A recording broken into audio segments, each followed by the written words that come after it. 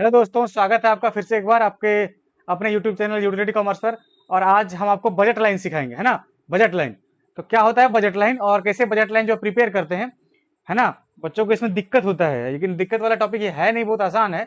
किसको कहते हैं बजट लाइन? देखिए, यहाँ बजट का मतलब होता है सिंपल कंज्यूमर के इनकम से, कि हमारे हमारे पॉकेट में 100 रुपए है तो हमारा बजट 100 रुपए का है। किसी के पास 5,000 है तो 5,000 है।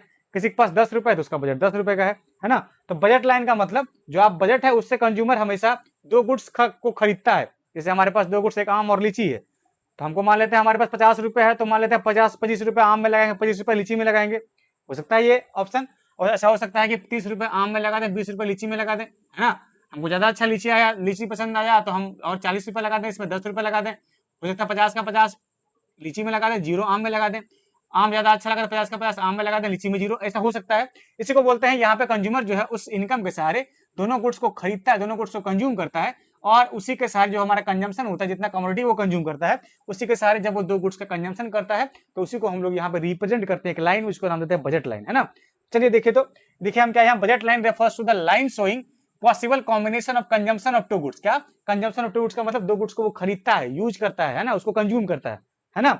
ठीक है, two goods with the given income, कहता है जो उसके पास इनकम है ना, जो भी इनकम है, और वो इनकम हमेशा कांस्टेंट होता है, याद रखिए इनकम बढ़ता घटता नहीं है, इनकम क्या होता है, कांस्टेंट एजम्पशन से इसका।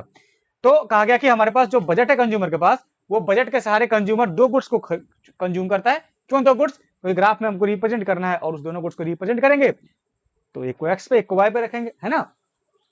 तो ये क्या हो गया हमारा, इसी को क्या कह दिया, बजट लाइन। कहते हैं बजट लाइन को सर आप इक्वेशन से, ये हमारे पास ये शेड्यूल है और उस शेड्यूल के सहारे आपको हम बताएंगे क्या होता है बजट लाइन। देखिए, तो आपको शेड्यूल बनाना हम सिखाते हैं पहले। जैसे ये सेम आप पीपीसी में पढ़े थे, याद है आपको। कहते हैं कॉम्बिनेशन लिए A B C D, 4 combination, ठीक है। और आपको हम सिंपल, देखिए आप सोचने समझने का जो भी है आपके पास दिमाग बहुत अच्छा, आप सोच समझ सकते हैं। इसको आसान बनाने का तरीका हम आपको बताएं कि कैसे आप आसान बनाइएगा। क्या कीजिएगा बजट लाइन बनाने के लिए, क्या कीजिएगा, देखिए तो हम माने कि कंज्यूमर के पास, मान लिया अपने मन से कंज्यूमर के पास 30 रुपए है। ये कैसे मानेंगे आपको बताते हैं हम, आप भी सीख जाइएगा। और इस 30 रुपए से दोनों गुड्स कंज्यूमर खरीद रहा है। कौन कौन? मैंगो और ऑरेंज, उसके पास दो गुड्स है ना, आम और जो है नारंगी, ठीक है। अब मैंगो का प्राइस 2 रुपए का है और आम ये ऑरेंज का प्राइस कितने का है, 1 रुपए का है, ठीक है। आपको खरीदना है तो, और आपको देखिए हर बार हम पता करेंगे कि जो भी उसके पास पैसा है यहाँ पे दोनों गुड्स पे खर्च हो जाएगा।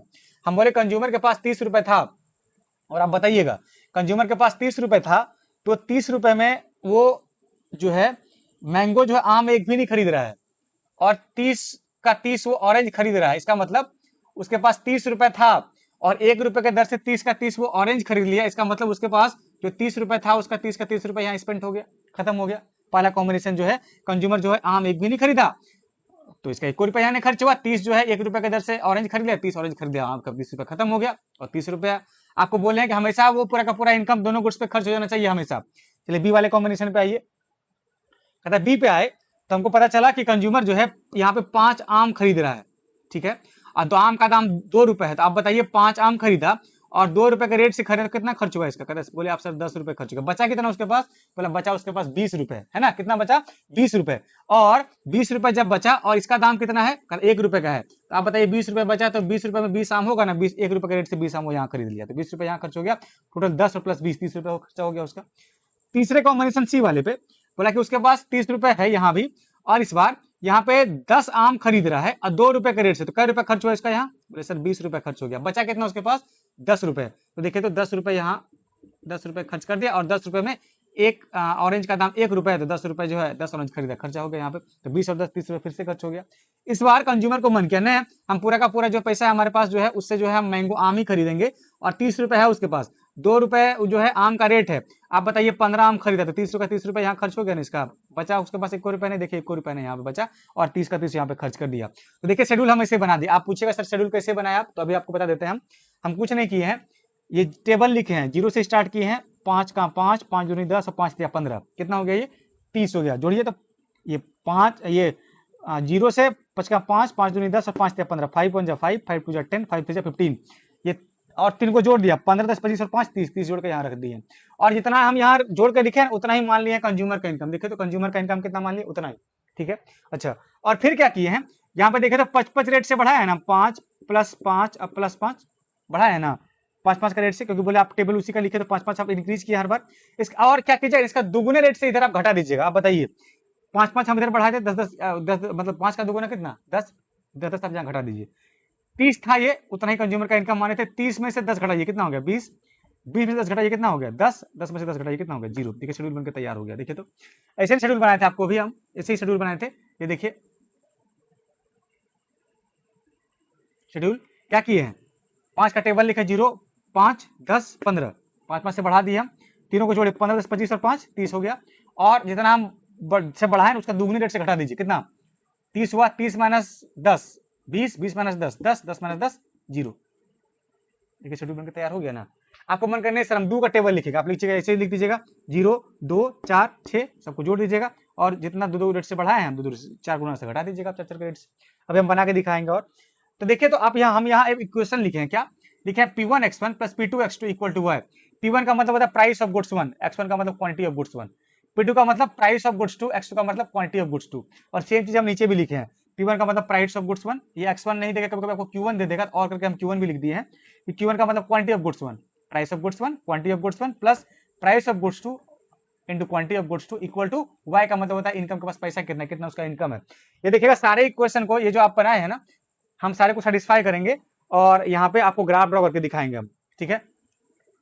आप बताइएगा P1 का मतलब price of goods 1, price of goods 1 कितना 2 रुपए का, P1 जो प्राइस ऑफ गुड्स 1 हम यहाँ सेटिस्फाई करें 2, P1 2 हो गया इंटू x1, x1 का क्वांटिटी कितना, x1 का मतलब गुड्स 1, x1 का क्वांटिटी ये 0 plus P2 price of 2 goods 2 कितना 1, ये इसको गुड्स 1 मान लिया, इसको गुड्स 2, 1 रुपए का प्राइस, क्वांटिटी इसका कितना 30, कितना हो गया 2 इंटू 0 0, अब प्लस 30 इंटू 1 30, था कितना पैसा उसके पास 30 रुपए। देखिए 30 के 30 रुपए यहाँ खर्च हुआ।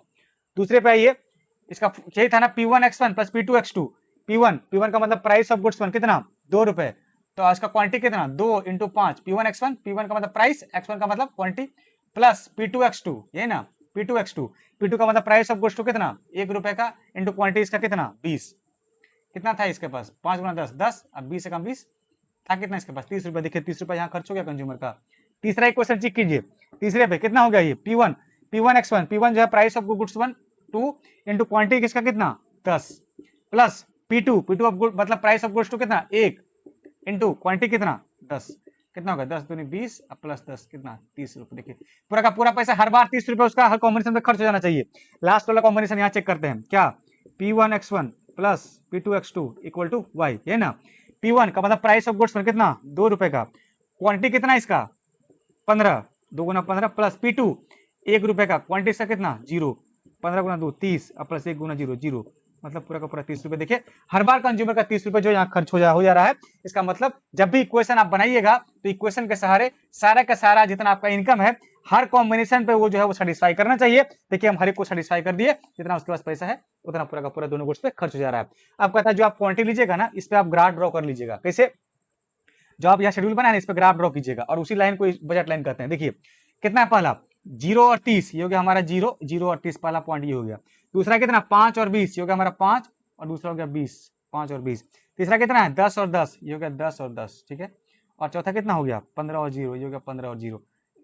ये देखिए इसको आप ड्रॉ कीजिएगा इस प्रकार से, सॉरी ये ड्रॉ कीजिएगा,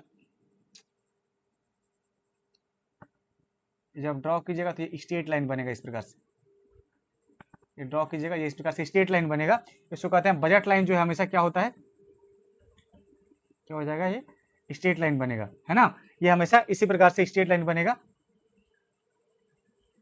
30 हो गया 0 और 30, ये हो गया 5 और 20, ठीक है, ये हो गया 10 और 10 और ये हो गया हमारा 15 और 0। तो इस प्रकार से बनेगा और हमारा बजट लाइन ये सीधा बनेगा इस प्रकार से सीधा, ठीक है।